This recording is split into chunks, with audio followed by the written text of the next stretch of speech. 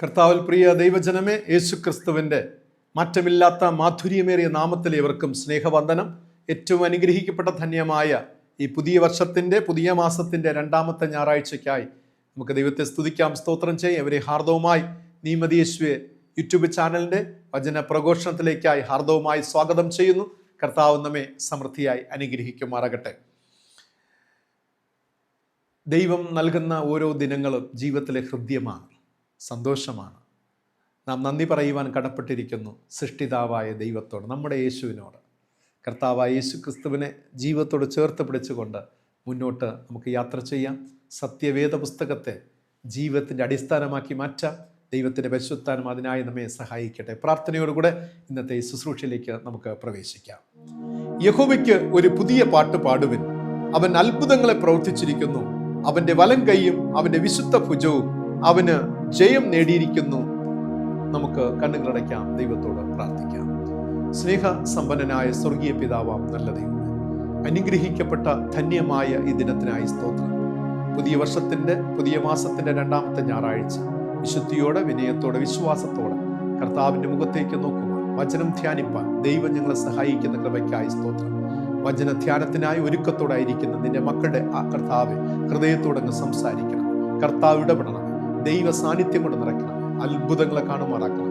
കർത്താവ് മാറാത്തവൻ, മറക്കാത്തവൻ, മഹോന്നതനായ ദൈവം കർത്താവെ തിരുക്കൃപ നിഴലായി ഞങ്ങളോട് കൂടിയിരിക്കുമാറാകട്ടെ. യേശു രക്ഷിതാവിൻ്റെ ധന്യമുള്ള നാമത്തിൽ തന്നെ ആമീൻ, ആമീൻ. കഴിഞ്ഞ ആഴ്ചത്തെ ധ്യാനത്തിൻ്റെ ഒടുവിൽ ചോദിച്ച ചോദ്യം ഇതാണ്: നിന്നെ രക്ഷിപ്പാൻ ഞാൻ നിന്നോട് കൂടെ ഉണ്ട് എന്ന് എവിടെ, ഏത് സ്ഥിതിയിലായിരുന്ന ജനത്തോടാണ് പറഞ്ഞിരിക്കുന്നത് ഈ വാഗ്ദത്തം? അതിൻ്റെ ആൻസർ ഏകദേശം എല്ലാവരും ശരി ഉത്തരമാണ് നൽകപ്പെട്ടിരിക്കുന്നത്. അതിൻ്റെ ഉത്തരം ഇതാണ്: പ്രവാസത്തിൽ കഴിഞ്ഞിരുന്ന ദൈവജനത്തോടാണ് ഈ വാഗ്ദത്തം ദൈവം നൽകുന്നത്. പ്രത്യേകിച്ച് കമൻറ്റ് ബോക്സിൽ ആൻസറുകൾ രേഖപ്പെടുത്തിയ ഏവരോടുമുള്ള നന്ദിയും സ്നേഹവും ഞാൻ അറിയിച്ചു കൊള്ളട്ടെ. ദൈവത്തിൻ്റെ കൃപ നിങ്ങളോടുകൂടെ ഇരിക്കുമാറാകട്ടെ. ഇന്ന് നാം ധ്യാനത്തിനായിട്ട് എടുത്തിരിക്കുന്ന തിരുവചന വേദഭാഗം വിശുദ്ധ ലൂക്കോസ് എഴുതിയ സുവിശേഷം 10-ാം അധ്യായം 25 മുതൽ 37 വരെയുള്ള വചനങ്ങളെ ആസ്പദമാക്കി ഒരു ദൈവ പൈതലിൻ്റെ സാക്ഷ്യം അതെങ്ങനെയായിരിക്കണം എന്നതിനെക്കുറിച്ചാണ് ഇന്ന് നാം ധ്യാനിക്കുവാനായിട്ട് പോകുന്നത്.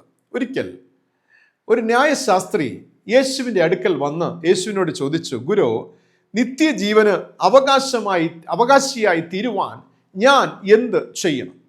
യേശു അതിന് നൽകിയ മറുപടി ന്യായപ്രമാണത്തിൽ എന്ത് എഴുതിയിരിക്കുന്നു എന്ന ചോദ്യമാണ്.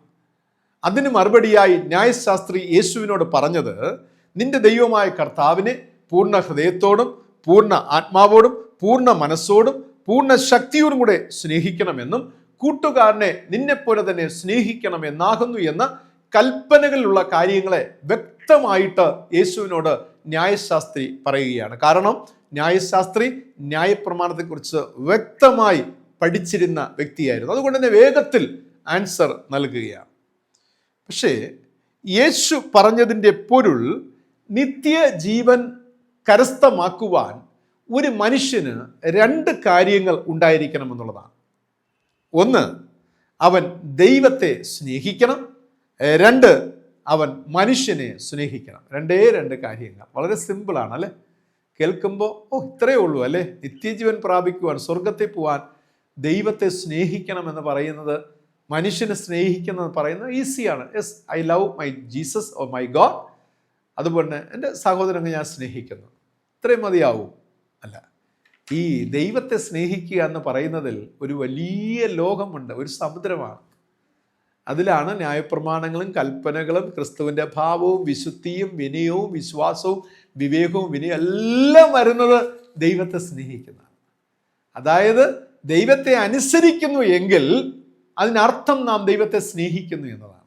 അപ്പോൾ ദൈവത്തെ സ്നേഹിക്കുക എന്ന് പറയുന്നത് ദൈവത്തെ അനുസരിക്കുക എന്നതാണ്. ഇപ്പം മനസ്സിലായി കാണുമല്ലോ എന്തോരം പാടാണ്, പ്രയാസമാണ് ദൈവത്തെ സ്നേഹിക്കുക എന്ന് പറയുന്നത്. 2, മനുഷ്യനെ സ്നേഹിക്കുക. അതും ഒരു പരിധിവരെ വലിയ പ്രയാസമേറിയ അനുഭവമാണ് നമ്മെ സംബന്ധിച്ച്. പക്ഷേ ഈ 2 കാര്യങ്ങളും ഉണ്ടെങ്കിൽ നിനക്ക് നിത്യജീവൻ അവകാശമാക്കുവാൻ സാധിക്കുമെന്നാണ് ന്യായശാസ്ത്രിയോട് യേശു മറുപടി നൽകുന്നത്. ഇതിന് ആസ്പദമായിട്ട് യേശു ഒരു ഉപമ പറയുകയാണ്. അതിപ്രകാരമാണ് ഒരു മനുഷ്യൻ യെരുശലേമിൽ നിന്നും യെരിഹോവിലേക്ക് യാത്ര ചെയ്യുന്നു. വഴിമധ്യേ കള്ളന്മാർ അവനെ ഉപദ്രവിക്കുന്നു, വസ്ത്രം അഴിച്ചു, മുറിവേൽപ്പിച്ചു, അർത്ഥപ്രാണനായി വഴിയിൽ ഉപേക്ഷിക്കുകയാണ്. ആദ്യം ഒരു പുരോഹിതൻ വന്നു, കണ്ടിട്ട് വഴിമാറിപ്പോയി. ഒരു ലേവ്യൻ വന്നു, അദ്ദേഹവും കണ്ടിട്ട് വഴിമാറി നടന്നുപോയി.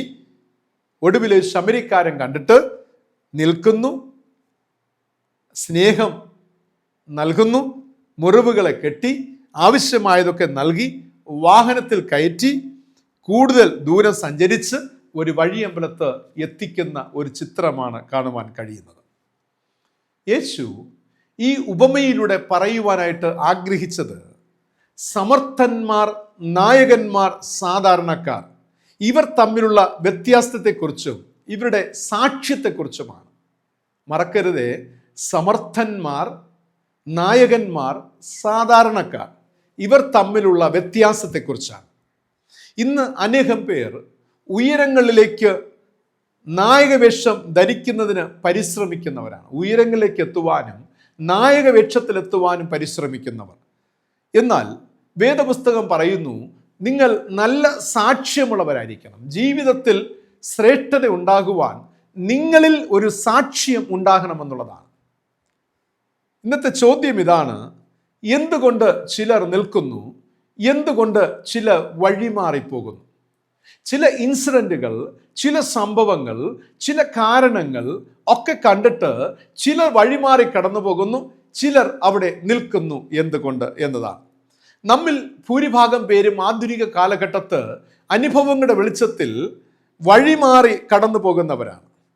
നടക്കേണ്ടുന്ന വഴിയുടെ എതിർഭാഗത്തൂടെ സഞ്ചരിക്കുന്ന അനുഭവങ്ങളിലൂടെയാണ് നാം സഞ്ചരിച്ചു കൊണ്ടിരിക്കുന്നത്. ഈ ലോകം ചിന്തിക്കുന്നത് പലപ്പോഴും ദൈവാലയത്തിൽ വരുന്നവർ, പോകുന്നവർ, ക്രിസ്ത്യാനികളെന്ന് വിളിക്കപ്പെടുന്നവർ മറ്റുള്ളവരെ സഹായിക്കുകയും ക്ഷമിക്കുകയും നീതി പ്രവർത്തിക്കുകയും ചെയ്യും എന്ന പ്രതീക്ഷയാണ്. പക്ഷേ ആൻസർ എന്ന് പറയുന്ന, ഔട്ട്കം എന്ന് പറയുന്ന ബിഗ് സീറോയാണ്. അവരിൽ നിന്നും ഒന്നും കിട്ടുന്നില്ല, ഒന്നും പ്രതീക്ഷിക്കുവാൻ കഴിയുന്നില്ല എന്നുള്ളതാണ്. അതായത് പ്രതീക്ഷയ്ക്ക് വകയില്ലാത്തവർ. ക്രിസ്ത്യാനി എന്ന ബോർഡ് വെച്ചിട്ടുണ്ട്, സത്യവേദ പുസ്തകമുണ്ട്, പക്ഷെ പ്രതീക്ഷയ്ക്ക് ഒരു വകയുമില്ല, ഒരു ഗുണവുമില്ല, ഒരു മണവുമില്ലാത്ത അനുഭവത്തിൽ ജീവിച്ചു കൊണ്ടിരിക്കുക. എങ്ങനെയോ ഇതിൽ വന്നുപെട്ട ഒരു അനുഭവത്തിൽ ജീവിച്ചു കൊണ്ടിരിക്കുന്നവർ. 4 ചോദ്യങ്ങളാണ്. ഒന്ന്, ആരാണ് കടന്നു പോയത്? ആരാണ് കടന്നു പോയത്? 2 പേരാണ്. നമുക്കറിയാം, പുരോഹിതരും ലേവ്യരുമാണ് കടന്നുപോയത്. ഇവരുടെ പ്രവൃത്തി മതപരമായ ശുശ്രൂഷകൾക്ക് യോജിച്ചതല്ലായിരുന്നു. അതായത് ഇവിടെ വാക്കും പ്രവൃത്തിയും തമ്മിൽ ഒരുപാട് വ്യത്യാസമുണ്ടായിരുന്നു, തമ്മിൽ ചേരുന്നതല്ലായിരുന്നു. ചിലപ്പോൾ ചില നല്ല കാര്യങ്ങളിലേക്കുള്ള ദാഹം നമ്മിൽ ഉണ്ടാകാം, നല്ലത് ചെയ്യുവാനായിട്ടൊക്കെ കടന്നു പോയേക്കാം. കാരണം ഇവർ പറഞ്ഞേക്കാം, ഞങ്ങൾക്ക് ദൈവാലയത്തിൽ ഒരുപാട് കാര്യങ്ങളുണ്ട്, ആ ശുശ്രൂഷ ചെയ്യുവാനാണ് നിയോഗിക്കപ്പെട്ടിരിക്കുന്നത്, അതിൻ്റെ ദാഹം എനിക്കുണ്ട്, അതിൻ്റെ താലന്തുകളുണ്ട്, അത് ചെയ്യുവാനാണ്. പക്ഷേ ഓർക്കുക, ആ ലക്ഷ്യമെന്ന് പറയുന്നത് ദൈവശാസ്ത്രപരമല്ല, ആത്മീക തിരിച്ചറിവുമല്ല. അത് തിയറിയാണ്, അത് സിദ്ധാന്തമാണ്, തത്വ വിചാരമാണ്. എന്നാൽ ബൈബിൾ നമ്മെ പഠിപ്പിക്കുന്നത് വേദനപ്പെടുന്ന ഹൃദയത്തെ, മുറിവേറ്റ ഹൃദയത്തെ, ആവശ്യത്തിലിരിക്കുന്ന ഹൃദയത്തെ കാണാതെ പോകുന്നത്, കണ്ടിട്ടും കാണാതെ പോകുന്നത്, അത് യഥാർത്ഥ സാക്ഷ്യമല്ല, അതൊരു ദൈവ പൈതലിന് ചേർന്നതുമല്ല. പ്രിയമുള്ളവരെ, പലപ്പോഴും വരണ്ട കാലാവസ്ഥയിൽ ആവശ്യത്തിലിരിക്കുന്നവർക്ക് ജലം നൽകുവാനായിട്ട് വാട്ടർ ടാങ്കിൽ വെള്ളം ശേഖരിച്ച് വയ്ക്കാത്ത അനുഭവമാണ്. കാരണം നമ്മുടെ വീട്ടിൽ വാട്ടർ ടാങ്ക് ഉണ്ട്. പലപ്പോഴും ആവശ്യത്തിലിരിക്കുന്ന ദാഹിച്ച് അല്ലെങ്കിൽ വലഞ്ഞു വരുമ്പോൾ ഇച്ചിരി വെള്ളം കുടിക്കുമ്പോൾ ടാപ്പ് തുറക്കുമ്പോൾ വെള്ളമില്ലാത്ത അവസ്ഥ. ഇതല്ലേ ഇന്ന് ക്രൈസ്തവരുടെ സാക്ഷ്യം? ചിന്തിച്ച് നോക്കുക പ്രിയമുള്ളവരെ. ബൈബിൾ നമ്മെ പഠിപ്പിക്കുന്നത് ആരാണ് കടന്നുപോയത്? സാക്ഷ്യമില്ലാത്ത അനുഭവങ്ങളിലൂടെ പുരോഹിതരും ലേവ്യരും ഒക്കെ കടന്നു പോവുകയാണ്. രണ്ടാമത്തെ ചോദ്യം ഇതാണ്: എന്തിനായിരിക്കും അവർ കടന്നുപോയത്? പുരോഹിതരും ലേവ്യരും സിനഗോഗിൽ എത്തുവാനുള്ള ഒരു തത്രപ്പാടിൽ ആയിരുന്നു. അതായത് മതത്തെക്കുറിച്ച് പഠിപ്പിക്കുവാൻ അവൾ വളരെ വ്യഗ്രത ഉള്ളവരായിരുന്നു. ഇന്നത്തെ മതം മനുഷ്യനെ 4 ചുമരുകൾക്കുള്ളിൽ ഒരു ഭൗതിക ലോകത്തിൽ ഒതുക്കിയിരിക്കുന്നില്ലേ എന്ന് ചിന്തിക്കേണ്ടിയിരിക്കുന്നു. നിങ്ങളുടെ സമ്പത്തിനെ, നിങ്ങളുടെ പ്രയത്നഫലത്തെ, നിങ്ങളുടെ സമയത്തെ 4 ചുവരുകൾക്കുള്ളിൽ ബന്ധിച്ചിരിക്കുന്ന അനുഭവത്തിൽ ആണ്. ഈ പുരോഹിതനും ലേവ്യനും ചിന്തിച്ചു കാണും, നമുക്ക് പരിചയമില്ലാത്ത മനുഷ്യൻ, ഈ വഴിയിൽ കിടക്കുന്ന മനുഷ്യൻ, പരിചയമില്ലാത്ത മനുഷ്യൻ, തങ്ങളുടെ അടുക്കൽ വരാത്ത മനുഷ്യൻ, ദൈവാലയത്തിൽ വരാത്ത, സിനഗോഗിൽ വരാത്ത മനുഷ്യൻ, ഇവൻ ദൈവവചനം കേട്ടിട്ടില്ലാത്തവനോ അനുസരിക്കാത്തവനോ ഒക്കെ ആയിരിക്കാം. ഇവനിൽ നിന്നും ഭാവിയിൽ നമുക്കൊരു ഉപകാരവും ഉണ്ടാകുവാൻ പോകുന്നില്ല. അതുകൊണ്ട് നാം എന്തിന് ഇവന് വേണ്ടി സമയം കണ്ടെത്തണം? ഇവൾക്ക് വേണ്ടി, ഈ കുടുംബത്തിന് വേണ്ടി സമയം ചിലവഴിക്കണം. ഒരുപക്ഷെ ഈ 2 പേരും മറ്റുള്ളവരെ കരുതുന്നതിൽ ബലഹീനരും ആയിരിക്കാം. ഓർക്കുക പ്രിയ ദൈവജനമേ, മതപ്രസ്ഥാനങ്ങൾ മനുഷ്യനെ സ്വയം കേന്ദ്രീകൃതമാക്കി മാറ്റുന്നുണ്ടോ, സെൽഫ് സെന്റേഡ് ആക്കി മാറ്റുന്നുണ്ടോ എന്ന് ചിന്തിക്കേണ്ടിയിരിക്കുന്നു. മതം മനുഷ്യനെ സ്വയം വലിച്ചെടുക്കലേക്കാണോ വഴി നടത്തിക്കൊണ്ടിരിക്കുന്നത്? സെൽഫ് അബ്സോർബ്ഡ് എന്ന ഒരു കാഴ്ചപ്പാടിലാണോ പോയിക്കൊണ്ടിരിക്കുന്നത്? ഇന്ന് മതങ്ങൾ ഒരുപാട് ഉണ്ടായിട്ടും എന്തുകൊണ്ടാണ് മനുഷ്യൻ നന്നാകാത്തത്? എപ്പോഴെങ്കിലും ചിന്തിച്ചിട്ടുണ്ടോ? എൻ്റെ സംശയം, മതം മനുഷ്യനെ ദൈവത്തിൽ നിന്ന്, മതം മനുഷ്യനെ മനുഷ്യൽ നിന്ന് അകറ്റുന്നുണ്ടോ എന്നുള്ളതാണ് എൻ്റെ ചോദ്യം. ഒന്ന് ചിന്തിച്ച് നോക്കിയേ. ഇന്നത്തെ മതം മനുഷ്യനെ മനുഷ്യനിൽ നിന്നും അകറ്റുന്നില്ലേ എന്നുള്ളതാണ്. ചിന്തിക്കുക, ഇന്നത്തെ കാലഘട്ടത്ത് മതം മനുഷ്യനെ ദൈവത്തിൽ നിന്നും അകറ്റുന്നുണ്ടോ? അങ്ങനെ സംഭവിക്കുന്നു എങ്കിൽ പിന്നെ എന്തിനാണ് we need such kind of religion? എന്തുകൊണ്ട് നമുക്ക് ഈ മതം വേണം?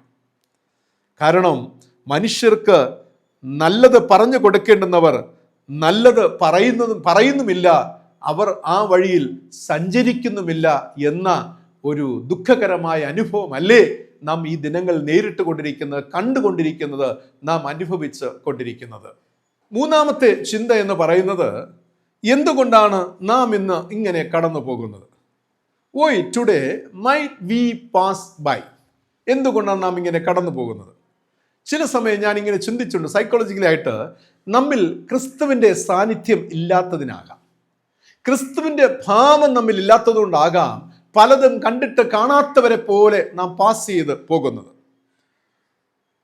പ്രിയമുള്ളവരെ, ഒരിക്കൽ, അല്ലെങ്കിൽ ഞാനൊരു പുരോഹിതൻ, ഒരു ബിഷപ്പ്, ഒരു ഡീക്കൻ, ഒരു വിശ്വാസിയാണ്, പക്ഷേ എന്നിൽ ക്രിസ്തുവിൻ്റെ സാന്നിധ്യം എത്രത്തോളമുണ്ട്? The name is there. എന്നിൽ ആ ഒരു ബോർഡ് വെച്ചിട്ടുണ്ട്, പക്ഷെ എന്നിൽ ക്രിസ്തുവിൻ്റെ സാന്നിധ്യമുണ്ടോ? ചോദ്യമാണ്. വൈദ്യുതി കണക്ഷന് കിട്ടാത്ത അലങ്കാര വിളക്ക് പോലെ അല്ലേ ഇങ്ങനെയുള്ള പ്രസ്ഥാനങ്ങളെയും വ്യക്തിത്വങ്ങളെയും ഒക്കെ നമുക്ക് നോക്കിക്കാണുവാൻ കഴിയുന്നത്? ചിലപ്പോൾ ലോകപ്രകാരം ജീവിക്കുന്നതിനാലാകാം നാം ഇതൊക്കെ കണ്ടിട്ട് കാണാത്തവരെ പോലെ കടന്നു പോകുന്നത്. വീടുണ്ട്, ചില സമയത്ത് കുടുംബമുണ്ട്, പാചകം ചെയ്യേണ്ട എല്ലാ സാമഗ്രികളുമുണ്ട്, പക്ഷേ ഇന്നും ആഹാരം കഴിക്കുന്നത് ഹോട്ടലിൽ നിന്നുമാണ്. ശരിയല്ലേ? എല്ലാ സാമഗ്രികളും വീട്ടിലുണ്ട്, പക്ഷെ ഇന്നും ആഹാരം കഴിക്കുന്നത് ഹോട്ടലിൽ നിന്നുമാണ്. ചിലപ്പോൾ നമ്മുടെ സ്വന്തം ആവശ്യങ്ങളെ കണ്ട് നാം മുന്നിലോട്ട് കടന്നു പോവുകയാണ്. കാണേണ്ടത് കണ്ടിട്ടും കാണാത്തവരെ പോലെ കടന്നു പോവുകയാണ്. അവിടെയാണ് ദൈവ പൈതലിൻ്റെ സാക്ഷ്യം നഷ്ടമാകുന്നത്.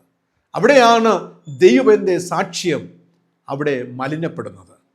ഇങ്ങനെ നാം കടന്നു പോകുന്നത് ദൈവഹിതമാണോ? കണ്ടിട്ടും കാണാത്തവരെ പോലെ കടന്നു പോകുന്നത്, ചെയ്യേണ്ട കാര്യങ്ങളെ ചെയ്യാതെ കടന്നു പോകുന്നത് അത് ദൈവഹിതമാണോ എന്ന് ചിന്തിക്കുക. ഒരു ഭാഗത്ത് വേദനപ്പെടുന്നവരെ കാണുന്നു, എന്നാൽ നാം ഒന്നും ചെയ്യുന്നില്ല. മുറിവേറ്റവരെ കാണുന്നുണ്ട്, നാം ഒന്നും ചെയ്യുന്നില്ല.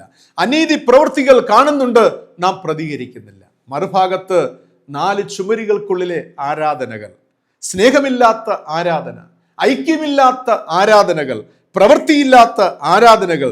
യുവ തലമുറ ചോദിക്കുകയാണ്, എന്തിനാണ് നമ്മൾ ഈ ദൈവാലയത്തിലേക്ക് പോകുന്നത്?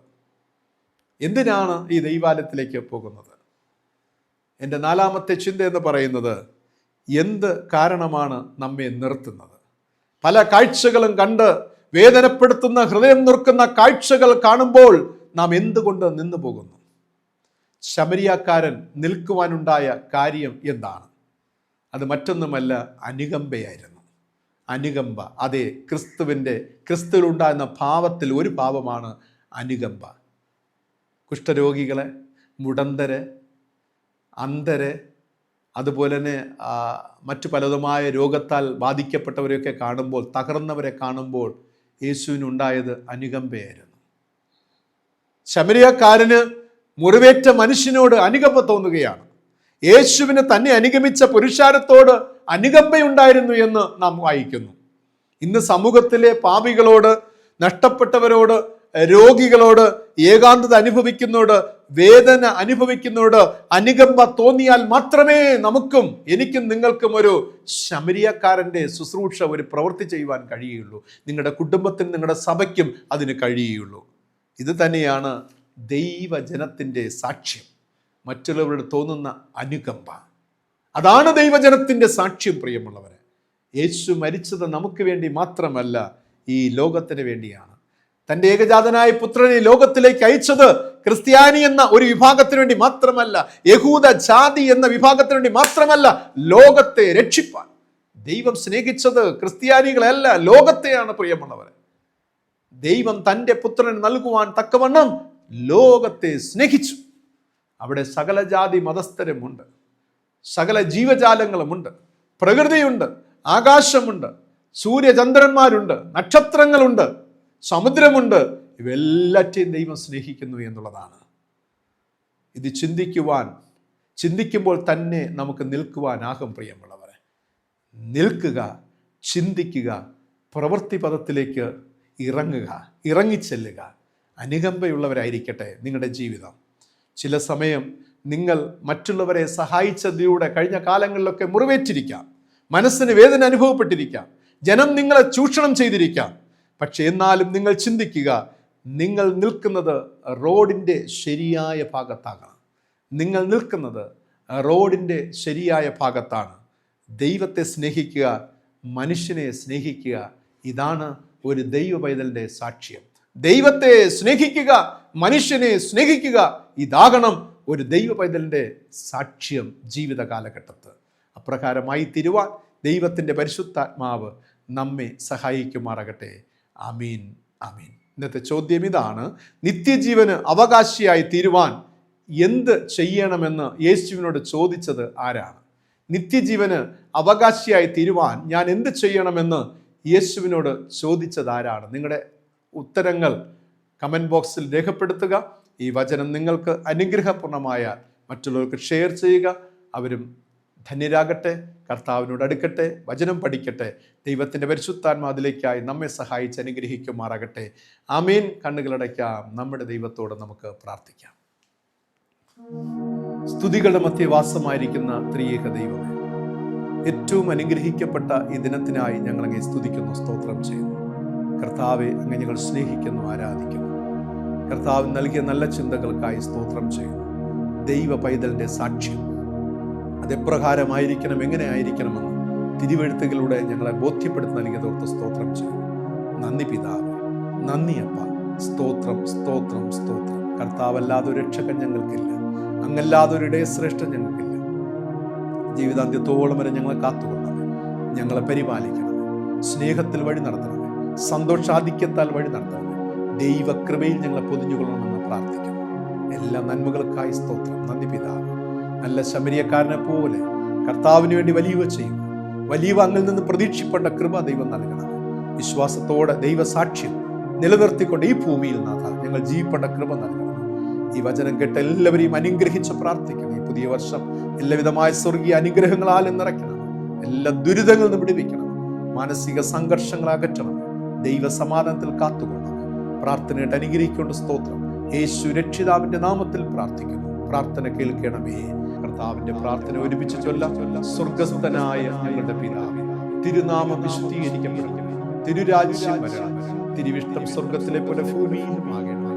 ഞങ്ങൾക്ക് ആവശ്യമുള്ള ആഹാരം തരണം. കടക്കാരോട് ഞങ്ങൾ ക്ഷമിച്ചിരിക്കുന്നത് ഞങ്ങളുടെ കടങ്ങളും ഞങ്ങളോട് ക്ഷമിക്കണം. ഞങ്ങളെ പരീക്ഷയിൽ കടത്താതെ ദുഷ്ടങ്ങളിൽ നിന്ന് വിടുവിക്കണമേ. രാജ്യവും ശക്തിയും മഹത്വം ഇന്നും എന്നേക്കും പിതാവിനുള്ളതല്ലോ. ആമീൻ. പിതാ, പുത്ര, പരിശുദ്ധാത്മാവാം ത്രിയേക ദൈവത്തിന്റെ അനുഗ്രഹം, നന്മ, സമാധാന, സന്തോഷം നാം ഏവരും ഇന്നും ഇന്ന് സർവ്വദാ സദാകാലം കൊണ്ടിരിക്കുമാറാകട്ടെ. ആമീൻ, ആമീൻ. പ്രിയമുള്ളവരെ, ദൈവ പൈതലിൻ്റെ സാക്ഷ്യം എങ്ങനെയായിരിക്കണമെന്ന് നാം കേട്ടു. നമ്മുടെ ജീവിതം അപ്രകാരമായിരിക്കട്ടെ. യേശു ക്രിസ്തുള്ള ഭാവം നമ്മിൽ ഉണ്ടാകട്ടെ. വേദനപ്പെടുന്നവരെ, ദുരിതം അനുഭവിക്കുന്ന കരുതുവാനും സ്നേഹിപ്പാനും ഈ ആയുസ്സിൽ നമുക്കാകട്ടെ. കർത്താവിൻ്റെ കൃപ നിങ്ങളോടുകൂടി ഇരിക്കട്ടെ. ഒരു നല്ല ശമര്യക്കാരനാകാം. ദൈവത്തിൻ്റെ പരിശുദ്ധാത്മാവ് അതിനായി നമ്മെ സഹായിക്കട്ടെ. God bless you all. Thank you very much.